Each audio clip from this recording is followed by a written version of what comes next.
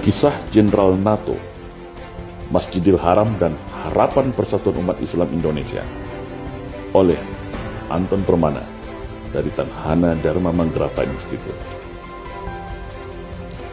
Di dalam sebuah wawancara di televisi Al Jazeera, setelah Amerika dan sekutunya menginvasi Irak, seorang jenderal NATO ditanya oleh wartawan Al Jazeera, "Izin Jenderal, di layar televisi kami sekarang ini Anda bisa melihat prosesi 2 juta umat Islam yang sedang berkumpul di Masjidil Haram. Ada yang sedang melaksanakan tawaf, ada juga yang duduk dan melaksanakan sholat sunat. Sebagai seorang ahli militer, saya ingin bertanya kepada Anda, berapa lama waktu yang dibutuhkan untuk membuat 2 juta manusia yang berkumpul itu bisa berbaris dengan rapi dan serentak?" Tanya si wartawan sambil menunjuk ke layar TV besar yang ada di studio. Sejenak, sang jenderal melihat dengan tatapan tajam ke arah layar televisi yang ditunjukkan oleh wartawan itu. Tak selang berapa lama, lalu sang jenderal menjawab, dalam hitungan saya, kalau mereka itu masyarakat sipil, bisa butuh waktu 1 bulan untuk melatihnya. Tapi kalau yang berkumpul itu tentara, butuh waktu 10 hari melatihnya. Dan kalau itu pasukan khusus, minimal butuh waktu 3 hari untuk melatihnya, jawab sang jenderal dengan optimis. Lalu si wartawan menjawab, "Oke, baik. Terima kasih atas jawaban Anda, Jenderal. Sekarang, mari kita buktikan kepada umat Islam yang berkumpul di Masjidil Haram saat ini, berapa lama waktu yang mereka butuhkan untuk membentuk barisan yang rapi dan bergerak serentak. Karena kebetulan sebentar lagi sudah masuk waktu sholat Isya," jelas si wartawan kepada jenderal tersebut. Lalu tak lama kemudian, terdengarlah suara iqamat dari muazin sebagai penanda akan dimulainya sholat Isya berjemaah. Seluruh manusia yang ada di dalam dan di luar masjid langsung bergerak serentak, mengambil posisi sholat bersaf-saf membentuk lingkaran mengelilingi Ka'bah. Otomatis, pemandangan ini membuat kaget dan tajuk sang jenderal yang kebetulan beragama Nasrani. Karena ternyata hanya dalam hitungan 1-2 menit, manusia yang tadinya bertebaran sebanyak 2 juta orang, sekejap mata langsung membentuk barisan lingkaran yang begitu rapi, bagi garis lingkaran yang begitu simetris, baik di dalam, di luar, di depan Ka'bah maupun di lantai atas masjid. Sontak pemandangan ini membuat bulu kuduk sang jenderal merinding, takjub melihat sebuah pemandangan yang bagi dirinya sangat langka. Berarti prediksinya salah yang mengatakan membutuhkan waktu 1 bulan melatih masyarakat yang jumlahnya 2 juta itu. Ternyata bisa dibuat oleh umat Islam hanya dalam hitungan detik dan menit, malah melebihi prediksi waktu pasukan khusus sekalipun. Nah, apa yang dapat kita ambil pesan tersirat dari cerita di atas? Dan ini tentu menarik, bukan? Begitulah kira-kira hakikat gambaran umum umat Islam saat ini. Seakan tercerai-berai, seakan acuh, seakan sibuk dengan urusannya masing-masing.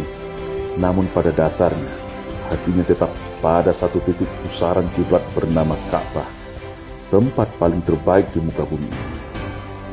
Seharusnya, kalau umat Islam sadar akan hakikat kekuatannya ini, hakikat bahwa sesama muslim itu bagaikan satu tubuh, maka umat Islam akan mudah bersatu padu dan bermental superior. Dan umat Islam Indonesia khususnya adalah penguasa sejati, bukan malah jadi korban penguasa. Setidaknya, cerita di atas dapat dijadikan inspirasi dan motivasi bahwa umat Islam itu mempunyai keistimewaan yang luar biasa, mempunyai instrumen keagamaan yang dahsyat, yaitu punya satu Tuhan, satu kitab suci, satu nabi, satu kiblat, yang berarti bisa bernaung menjadi satu payung komando dan satu orientasi tujuan. Makanya, di Masjidil Haram tadi, Walaupun 2 juta manusia dari berbagai negara berkumpul dari semua aliran, tetapi ketika komando Iqamat dibacakan, semua serentak berbaris mengambil posisi, taat komando mengikuti sang imam. Hal ini, kalau diterapkan ke dalam kehidupan berjamaah, akan sangat luar biasa dahsyat. Lupakan perbedaan mazhab, perbedaan aliran, perbedaan suku dan bangsa, perbedaan cara ibadah, perbedaan partai politik, perbedaan kiai dan ulama panutan.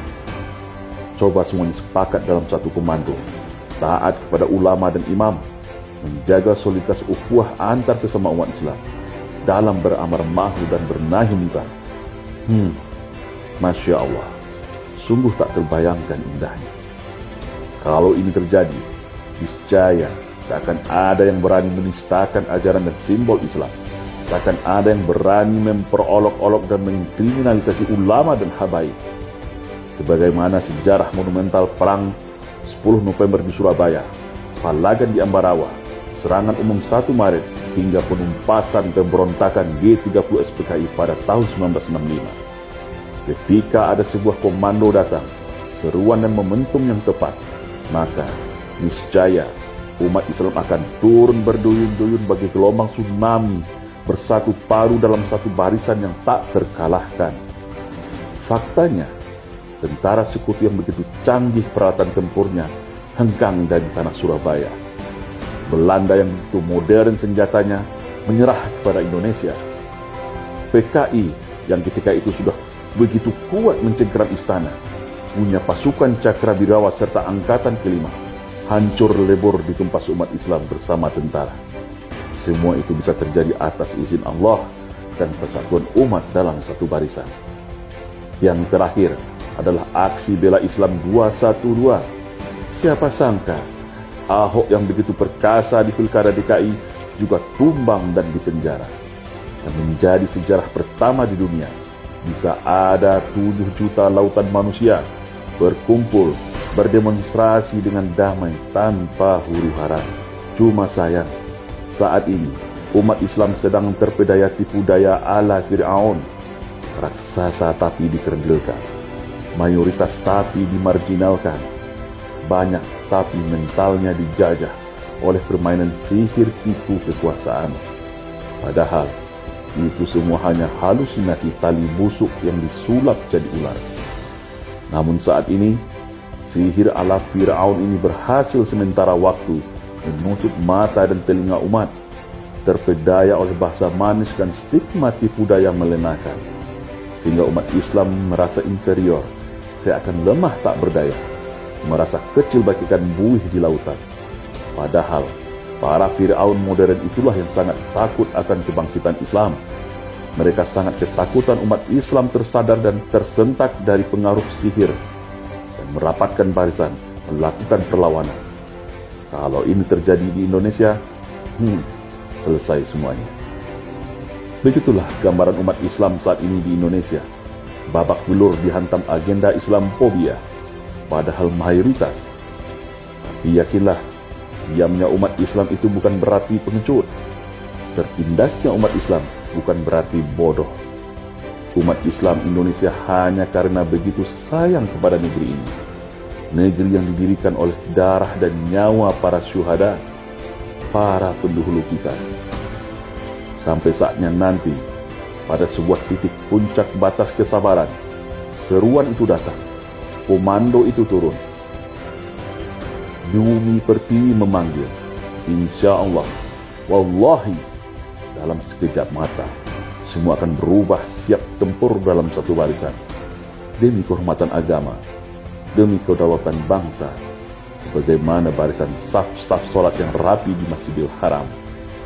Dan ketika musuh-musuh bangsa itu sudah terlalu bertindak kelewat batas, sebagaimana di masa penjajahan Belanda dan PKI di tahun 1965, maka yakinlah dengan segera masjid-masjid akan jadi pos perjuangan, pesantren, sekolah akan jadi medan pelatihan dan rekrutmen para pejuang, ulama-ulama akan jadi panglima, pendekar dan jawara akan turun gunung, santri-santri akan jadi laskar tentara. Uang, jabatan, harta dan nyawa sudah tidak dipedulikan lagi demi membela bangsa dan agama. Instrumen ini semua sudah ada dalam Islam. Wahdatul fikrah, wahdatul harokah, wahdatul tarbiyah, dan puncaknya adalah jihad fi sabilillah, yaitu kesamaan fikir, kesamaan gerak, dan kesamaan nilai, berjuang bersama-sama di jalan Allah dengan segenap jiwa dan raga. Instrumen inilah yang membuat negeri ini merdeka dari penjajah Belanda, dan instrumen ini jugalah yang membuat PKI bisa ditumpas dan dihancurkan. Ketika umat Islam ditindas, maka penindasan itu akan menjadi titik letup lahirnya sebuah gelombang perlawanan yang bisa menjadi momentum kebangkitan Islam agar menjadi tuan di negerinya sendiri, agar dapat berdakwah dan memberikan kebaikan kepada negerinya sendiri. Indonesia yang rahmatan lil alamin, tanpa korupsi, tanpa penjajahan, tanpa pengkhianatan, tanpa ketidakadilan, dan tanpa kesewenang-wenangan. Sejarah pasti akan terus berulang. Sejarah kejayaan negara Kertagama seperti Majapahit dan Sriwijaya yang gemilang, seperti Mataram, Samudra-Pasa yang cemerlang. Konsepsi negara Kertagama yang menjadikan agama mayoritas rakyatnya sebagai panduan utama selayaknya Pancasila dalam rumusan bernegara kita hari ini, yang bersanding indah dengan agama di bumi Nusantara. Insya Allah.